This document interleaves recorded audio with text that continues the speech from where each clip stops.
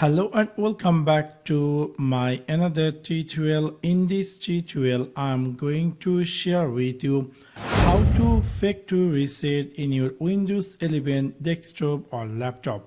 So let's take a look how to do that. Maybe somehow or some cases you're looking for how to factory reset in your Windows 11 operating system.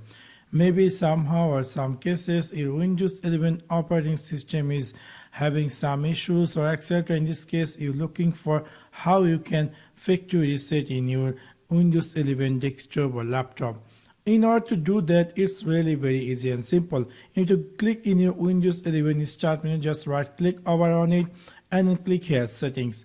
After click over settings, you're going to see screen appear just like this. Scroll all the way down and then you're going to find here something say recovery. After click over recovery, you're going to find here in this recovery options, you're going to see something say reset this PC. If you click here reset this PC, it will give you two options.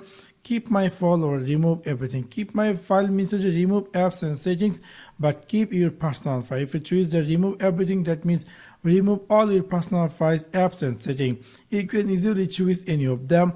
Either you need, if you decide to having your personal file and delete all other settings or reset, you can choose this, or either if you decide to remove everything, you can choose this one. And after that, go the follow instruction, and within this simple step you can easily factory reset in your Windows 11 desktop or laptop. So that's one now. Thanks for watching my video. See you next one.